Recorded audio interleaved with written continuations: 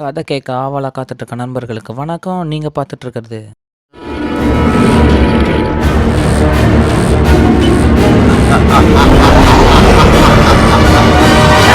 ஒரு கதை சொல்லவா?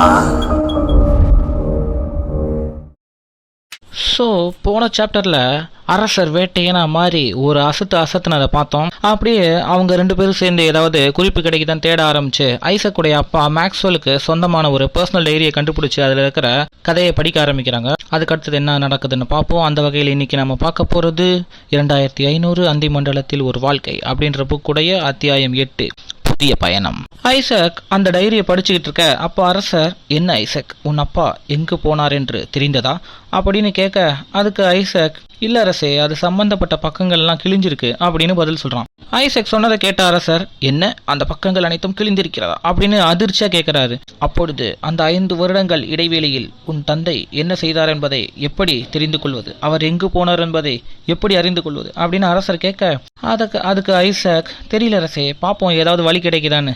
சரி, இந்த கிழிந்த பக்கங்கள்ல ஏதாவது கிடைக்குதான்னு தேடி பார்ப்போம் அப்படின்னு சொல்லிட்டு ரெண்டு பேரும் அதுல ஏதாவது குறிப்பு எதனா கிடைக்குதான்னு தேட ஆரம்பிக்கிறாங்க. அந்த கிழிஞ்ச பேப்பருடைய ஓரத்துல ஏதோ ஒரு சின்ன எழுத்து இருக்கிறத ரெண்டு பேரும் பாக்குறாங்க. அதுல ஏதோ எழுதி இருக்கிற மாதிரி தெரியுது. ஆனா அது அழிஞ்சு போயிருக்கு. ஐசக் உடனே அந்த டைரியை எடுத்துக்கிட்டு அவனுடைய லேபுக்கு போறான். அந்த பக்கத்தை ஸ்கேன் பண்ண அந்த கிழிஞ்ச துண்டு காகிதம் அவன் முன்னாடி ஸ்கிரீன்ல வருது. ஐசக் அதை பார்த்து மண்டே கிட்ட, மண்டே, இந்த பிட் பேப்பர்ல என்ன எழுதி இருக்குதுன்னு கண்டுபிடிச்சு சொல்லு அப்படின்னு கேட்க, மண்டேவும் அதுக்குண்டான வேலையை ஆரம்பிக்கிறா. கொஞ்ச நேரம் கழிச்சு மண்டே அதுல என்ன எழுதி இருந்ததுன்னு ஸ்கிரீன்ல காமிக்க, ஐசக்கும் அரசரும் ஒன்னா சேர்ந்து டியூசி தீவு அப்படின்னு அதை படிக்கிறாங்க. ஐசக் அந்த டூசி தீவு எங்க இருக்குதுன்னு தேட ஆரம்பிக்கிறான். கொஞ்ச நேரத்திலேயே அதை கண்டுபிடிக்கிறான். அது எங்க இருக்குதுன்னு கண்டுபிடிச்ச ஐசக், ஆஹா, இது கொஞ்சம் கஷ்டம்தான் அப்படின்னு சொல்ல, என்ன ஆச்சு ஐசக் அப்படின்னு அரசர் கேட்க, அதுக்கு ஐசக், ஒன்றும் இல்லை அரசே, அந்த டூசி தீவுக்கு போகிறதுக்கு பல 100 மைல் நாம் கடந்து பயணம் பண்ணி ஆகணும், பல நாட்கள் ஆகும் போல இருக்கு அப்படின்னு சொல்றான். ஐசக் சொன்னதை கேட்ட அரசர் கொஞ்சம் கூட யோசிக்காம, எப்போது கிளம்புகிறோம் அப்படின்னு கேட்க, அரசே அப்படின்ற மாதிரி ஐசக் அப்படியே ஆச்சரியமா வர பார்க்கறான். அதை பார்த்த அரசர், ஒன்று மட்டும் நன்றாக புரிந்து கொள்ள ஐசக், இந்த மன்னன் எப்பவுமே எதுக்குமே அஞ்ச மாட்டான், எல்லாவற்றிற்கும் தயாராகத்தான் இருப்பான் அப்படின்னு சொல்றாரு. அரசர் அந்த மாதிரி சொல்ல ரெண்டு பேரும் பயணத்துக்கு தேவையான ஏற்பாடுகளை செய்ய ஆரம்பிக்கிறாங்க.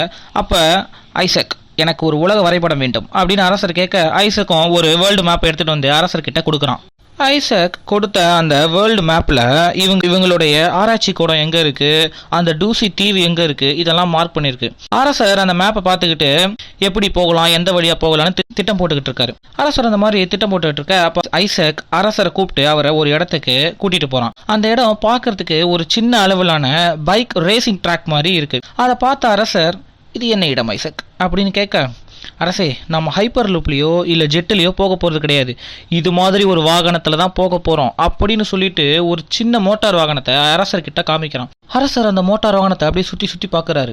அப்போ ஐசக், அரசே, இந்த வாகனத்தை உங்களுக்கு ஓட்ட தெரிஞ்சிருக்க வேண்டியது அவசியம் அப்படின்னு சொல்ல, அப்படி என்றால் இந்த வாகனத்தை எனக்கு எப்படி ஓட்டுவது என்று கற்றுக் கொடுக்க போகிறாயா அப்படின்னு அரசர் ஆர்வமா கேட்கிறாரு. அதுக்கு ஐசக், அரசே, இந்த வாகனத்தை யாரும் உங்களுக்கு ஓட்டுறதுக்கு கற்றுக் கொடுக்க வேண்டியதில்லை, இதுவும் குதிரை ஓட்டுற மாதிரி தான், அதோட இதில் ஆட்டோ பேலன்சிங் சென்சார் பொருத்தி இருக்கிறதுனால நீங்கள் பேலன்ஸ் மிஸ் ஆகி கீழே விழ வாய்ப்பில்லை அப்படின்னு சொல்கிறான். அதை கேட்ட அரசர், அப்படி என்றால் சரி, இந்த வாகனத்தை நன்றாக ஓட்ட பயில்கிறேன் அப்படின்னு சொல்கிறாரு. அரசே, நாம் குறைஞ்சது 4 இல்லை 5 நாள் ஆகும் கிளம்புறதுக்கு, அதுக்குள்ள இந்த ரேஸ் கோர்ஸில் நல்லா ஓட்டி பழகிக்குங்க, அது மட்டும் போதும் அப்படின்னு அரசர் சொல்கிறான். அப்புறம் ஐசக் அந்த வண்டியை பற்றின மொத்த விஷயங்களையும் தெளிவாக அரசருக்கு விளக்கமாக சொல்லிட்டு அங்கிருந்து போகிறான். ஐசக் போனதும் அரசர் வாகனத்தை பார்த்து, ஆரம்பிக்கலாமா அப்படின்னு சொல்லிக்கிட்டே பயிற்சியை ஆரம்பிக்கிறார். ஒரு பக்கம் அரசர் பயிற்சி எடுக்க ஆரம்பிக்க, இந்த பக்கம் ஐசக் அந்த வேர்ல்டு மேப்பை பார்த்துக்கிட்டு இருக்கான். அந்த வேர்ல்டு மேப்பில் அரசர் ஒரு ரூட்டை மார்க் பண்ணி வச்சிருக்காரு. அதை பார்த்த ஐசக், பின்றீங்களே அரசே, ரூட்டெல்லாம் கச்சிதமாக போட்டிருக்கீங்க, சரி இந்த ரூட்டில் ஓய்வு எடுக்கிறதுக்கு மட்டும் இடத்த மார்க் பண்ணுவோம் அப்படின்னு சொல்லிட்டு அவனுடைய வேலையை ஆரம்பிக்கிறான். இந்த பக்கம் ஐசக் ஓய்வு எடுக்கிறதுக்கான இடங்களை மார்க் பண்ணிட்டு மற்ற தேவையான பொருட்களையும் சாதனங்கள் அப்புறம் உணவுகள் எல்லாத்தையும் தயார் செய்ய ஆரம்பிக்கிறான்.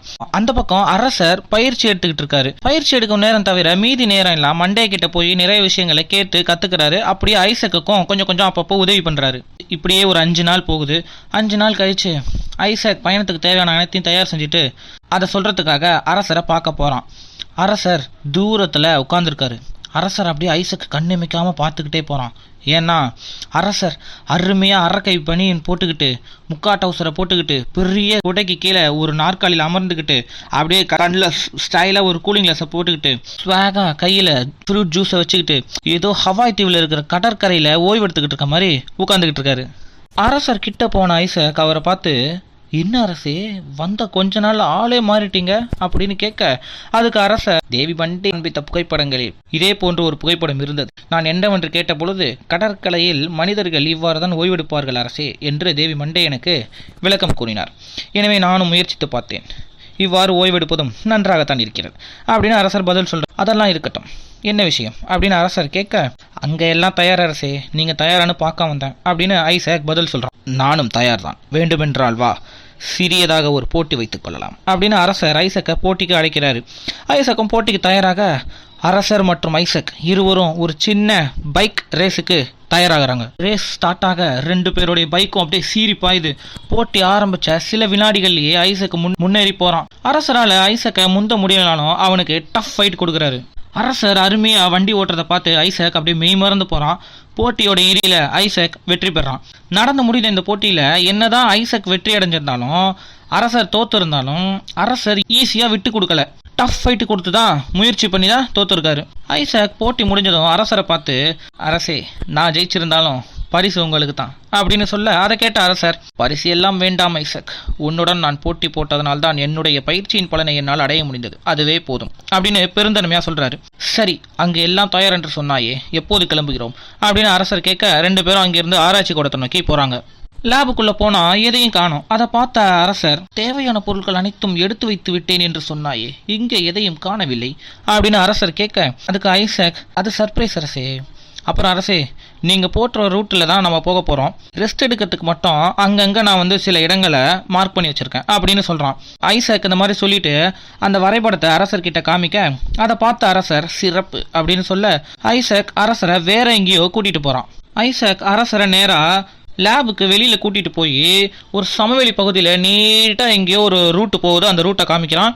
அதுக்கப்புறம் லேபுக்கு பக்கத்தில் பேக் சைடில் வண்டிகள்லாம் நிறுத்துகிற மாதிரியான ஒரு ஷெட் இருக்குது, அதை காமிக்கிறான். அரசர் இதையெல்லாம் பார்த்து, இது என்ன அறை, இது என்ன பாதை, இந்த பாதை எங்கு செல்கிறது, எதற்கு இதையெல்லாம் என்னிடம் காட்டுகிறாய் ஐசக் அப்படின்னு புலம்பி போய் கேட்க, அரசர் சொன்னதை கேட்ட ஐசக், இந்த அறையை பற்றி கொஞ்ச நேரம் கழித்து சொல்கிறேன், முதல்ல இந்த பாதையை பற்றி சொல்கிறேன்.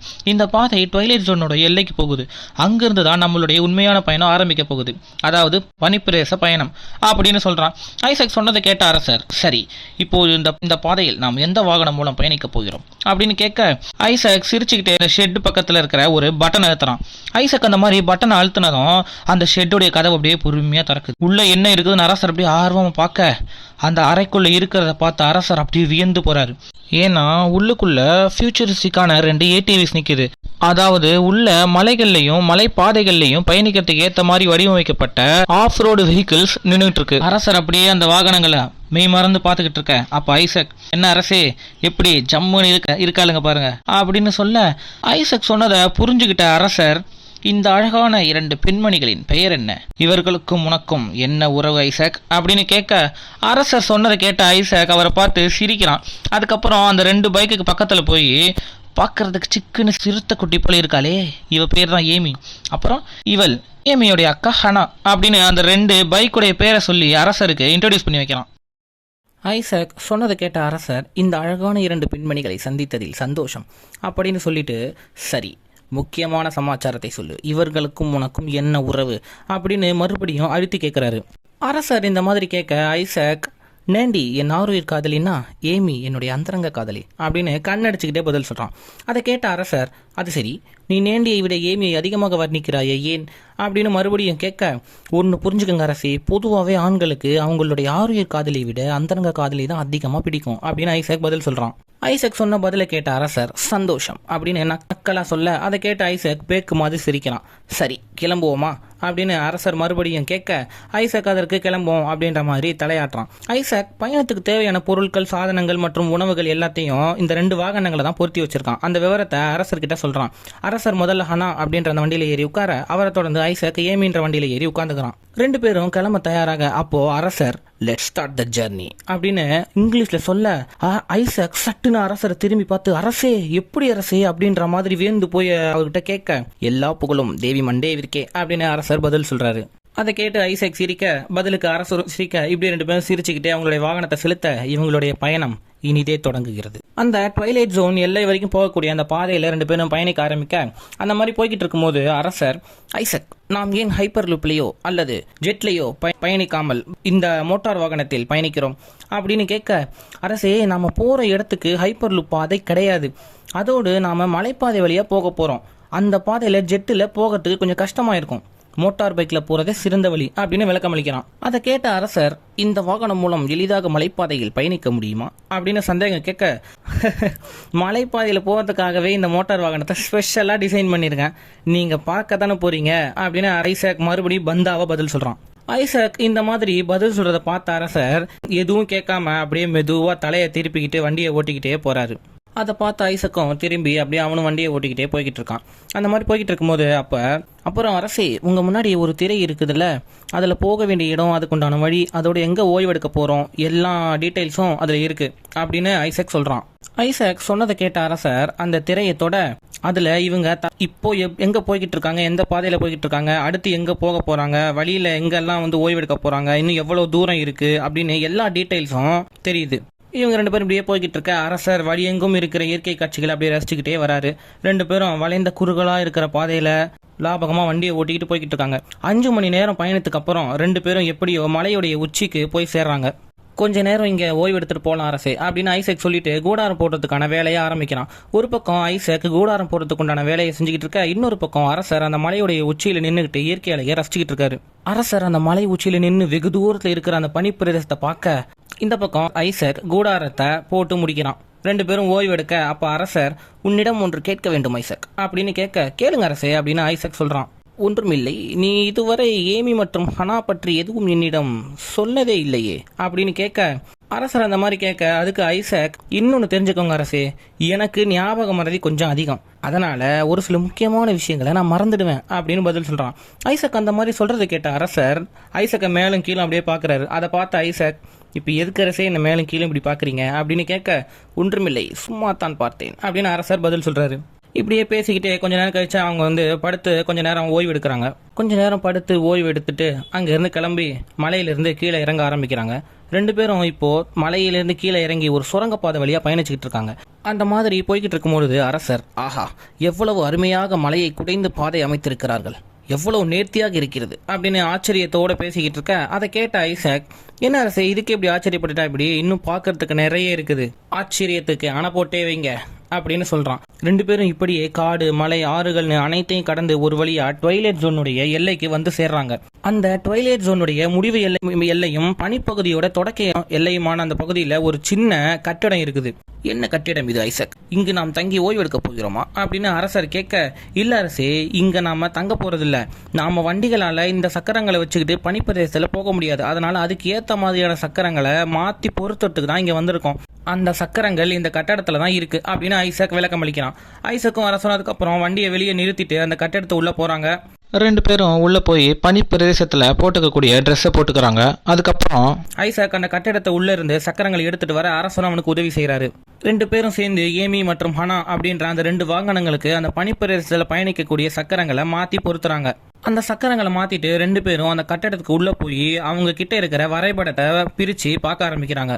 ஐசக் அவங்களுடைய அடுத்த இலக்கு எங்க இருக்குது, எவ்வளவு தூரம் இருக்குது என்ற விவரங்கள் எல்லாம் அரசருக்கு விளக்கி சொல்றான். அதை கேட்ட அரசர் நீ கூறுவதை வைத்து பார்த்தால் நாம் அடுத்த இலக்கு ஆஸ்திரேலியா என்னும் இடத்தில் உள்ள ராணுவ கிடங்கு என்பது தெரிகிறது அப்படின்னு அரசர் சொல்றாரு. அரசர் அதோடு எல்லாம் சரி, இங்கு பயங்கரமாக புயல் வீசும் என்று கூறினாயே, இந்த வாகனம் அந்த புயலை தாங்குமா, அதோடு எங்கும் இருளாக இருக்குமே, வழி தவறி வேறு எங்காவது சென்று விட்டால் என்ன செய்வது அப்படின்னு அரசர் சந்தேகம் கேட்கிறாரு. அதை கேட்ட ஐசக் நல்ல கேள்வி அரசே அப்படின்னு சொல்லிக்கிட்டு மேப்பை மடிச்சு எடுத்து வச்சுக்கிட்டு வெளியில நடந்து போறான். அதை பார்த்து அரசரும் அவன் கூட போக வெளியில போன ஐசக் வண்டிகளை கை காமிச்சு பேச ஆரம்பிக்கிறான். இந்த பைக்கில் ஒரு GPS ட்ராக்கர் இருக்கு, அதனால வழி தவறவோ இல்லைனா தொலைவோ வாய்ப்பில்லை. அதோட இந்த பைக்கில் ஹை பீம் LED லைட் இருக்கு, அது 180 டிகிரி வரை, அதாவது 180 டிகிரி வரைக்கும் வெளிச்சம் தரும். அதனால இருட்டை பார்த்து கவலைப்பட தேவையில்லை அப்படின்னு ஐசக் விளக்கம் அளிக்கிறான். ஐசக் சொன்ன விளக்கத்தை கேட்ட அரசர், அப்பொழுது புயல், அதை பற்றி எதுவுமே நீ சொல்லவே இல்லையே அப்படின்னு கேட்க, நாம தாண்டுற முதல் சில 100 கிலோமீட்டருக்கு அந்த அளவுக்கு புயல் வீசாது அப்படின்னு ஐசக் பதில் சொல்றான். சரி, அந்த சில 100 கிலோமீட்டரை கடந்த பிறகு பயங்கரமாக புயல் வீசினால் என்ன செய்வது அப்படின்னு அரசர் மறுபடியும் கேட்க, வேற வழி இல்ல, புயலை நம்ம சமாளிச்சு தான் போயாகணும் அரசே அப்படின்னு ஐசக் பதில் சொல்றான். ஐசக் சொன்ன பதிலை கேட்ட அரசர், தென் லெட்ஸ் டூ இட் அப்படின்னு மறுபடியும் இங்கிலீஷ்ல சொல்ல, அதை பார்த்த ஐசக் அப்படியே அரசரை பார்த்து சிரிச்சுக்கிட்டே ஒரு ஜம்ப் பண்ணி அவனுடைய வண்டியில ஏறி அப்படியே வண்டியை ஸ்டார்ட் பண்ணி முறுக்க ஆரம்பிக்கிறான்.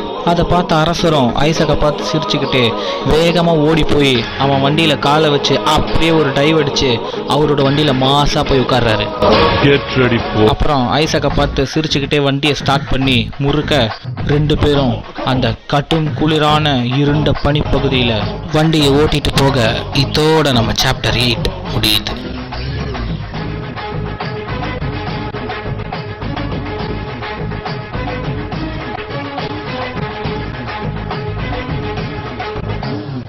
ஸோ இதுக்கப்புறம் பனி பிரதேசத்தில் இவங்களுடைய பயணம் எப்படி இருக்க போகுது, வழியில் எதனா பிரச்சனை வருமா, அப்படி பிரச்சனை வந்தால் அதை சமாளித்து இவங்க இவங்களுடைய இலக்கை அடைவாங்களா அப்படின்றதெல்லாம் தெரிஞ்சுக்கணுன்னா காத்திருங்க. அது வரைக்கும் உங்களிடமிருந்து விடை பெறுங்க. ஒரு கதை சொல்லவா?